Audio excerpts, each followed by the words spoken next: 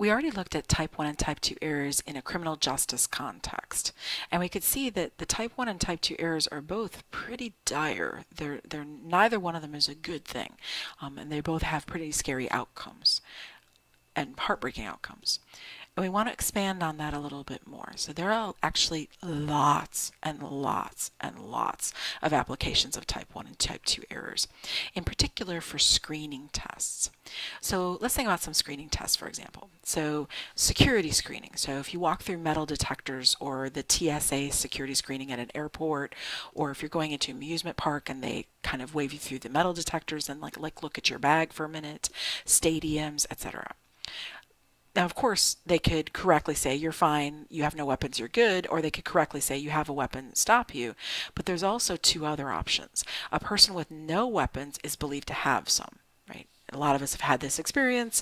You're walking through the metal detector at the airport, and then they pull you aside and they have to pat you down, etc., right? So you don't have any weapons, but they flag you. A type 2 error is a person that had weapons is believed to have none, and they just wave them on.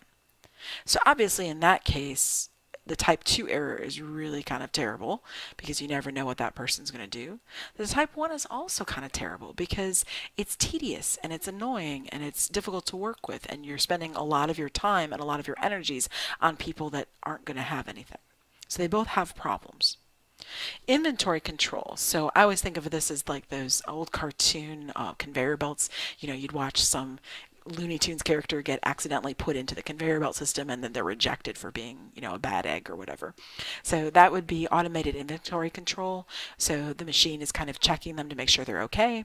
A type 1 error would be it rejects a high quality good. So it was something that was good, but it got rejected. And a type 2 error would be that a system that accepts low quality goods. So in other words, it was a bad thing. It was defective, but the system let it through anyway. Obviously not a good thing to have. All right, now what about computers? Well, computers and medicine have a lot of similarities, actually. So computers are actually full of screening tests. So there's your computer security software, your malware detection, where your spam filtering on your email system, optical character recognition, biometrics, if it's scanning your eyeballs, or on our phones nowadays, they scan our fingerprints to make it so that we can buy purchases. So I'm going to add in phones, right? So computers and phones, because a phone is a mini computer. There are all these types of errors. So type 1 error would be the security system that classifies authorized users as imposters. Everybody's had this happen to them. So you're trying to get into a system that is you can access, like your bank account or something through your phone, and it's locking you out, right? That's a type 1 error. But the type 2 error is it's letting imposters into your bank account, which would also be bad, right? Both of those are not good. Many would argue, by the way, that the type 2 error is the worst in that case, right? Because you really don't want somebody without access to get into secure systems of yours. All right, now what about mammograms and x-rays, medicine? Well, let's look below before we fill those screens out. So here we have our reality. So in reality, the null hypothesis is true and the null hypothesis is false. To be able to figure that out, we kind of need to figure out what our null and alternatives are. So let's take a moment and ponder what that could be over here. So when you walk into a doctor's office, the null hypothesis that they assume, and we're scanning for some kind of trait or disease. So let's say the standard is that you do not have the disease. Do not have disease. You're disease free. So you can imagine this for cancer or for HIV or for Ebola or, pick a disease, any disease. Oh, sorry, I'm having some issues. Now the alternative would be that you do have the disease, right? So the null hypothesis is that you do not, and the alternative is that you do. Because, for most diseases and medical things, when you walk in, they think you're a healthy person. That's the standard operating procedure, is that you're healthy unless we can prove it otherwise. So that would be that the null is that the person does not have that trait or disease. Okay, so now what about reality? So let's suppose in reality, H0 is actually true. If that's the case, then the person truly, truly does not have this disease. If H0 is truly false, that means that H1 is true, which means the person truly does have the disease. Okay, so this is truly, in real life does have the disease and does not have the disease. Truly does not have disease and truly does have disease. Now, of course, even with medicine, it's hard with a screening test. That's important. These are screening tests. These are not diagnostic tests. So you're not putting a needle in anybody and pulling out cells and looking at them under a microscope or anything like that. So if you're just screening with like an X-ray or with a mammogram or something like that, or with blood pressure, things like that, then you don't really know whether the person has a disease yet because you haven't done like a blood test or something like that where you're looking at things under microscopes and counting how many disease cells there are, or like, ooh, look, there goes the bacteria across my screen, right? Okay, so truly does not have the disease, truly does have the disease. We're not going to know that, not with a screening test. Okay, so then if we do not reject the null hypothesis, then our verdict would be a test that is, right, not rejecting the null means it's coming back, you do not have the disease. It's coming back negative. So we have a negative test. If we reject the null, that means that you test positive for this disease or trait or whatever it is we're looking for. Okay, so now when you make these decisions, you've got 4 options. Up here in the top left corner, you've made a correct decision. They truly did not have the disease and they tested negative. Good, yay team. Down here in the bottom right corner, they truly did have the disease and the test was positive. So far looking good. So let me type those up.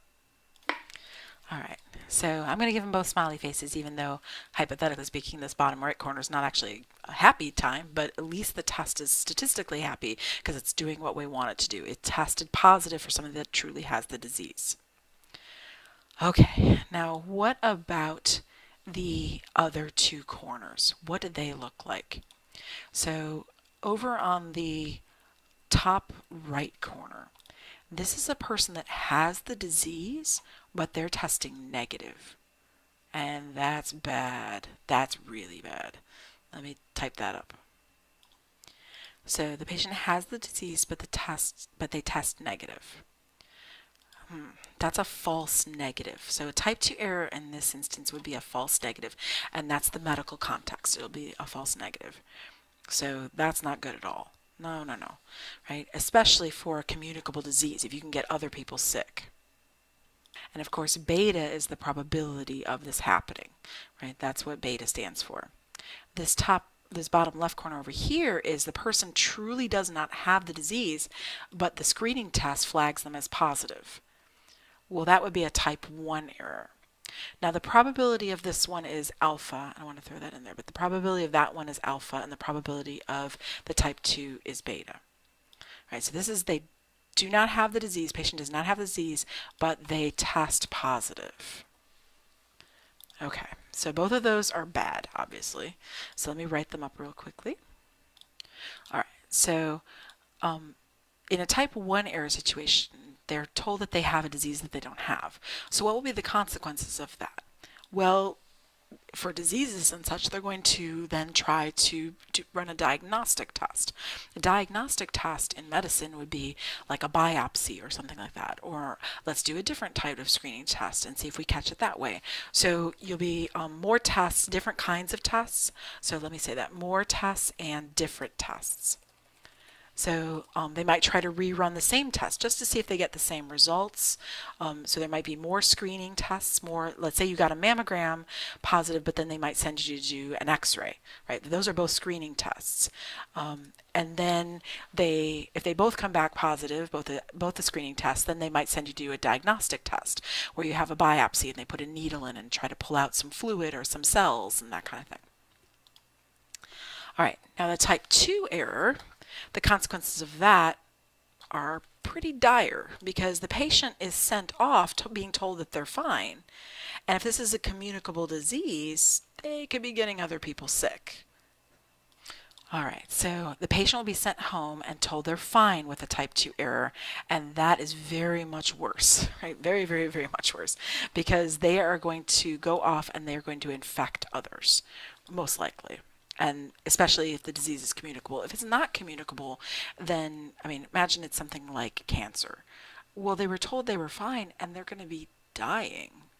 That's not good at all, right? So in medicine, they would rather err on the side of type 1 errors. They would rather tell you something's wrong and then kind of fix it later with other kinds of tests than tell you you're fine and you walk out and they don't get to see you again. And then you could be infecting others, getting very sick, etc., etc.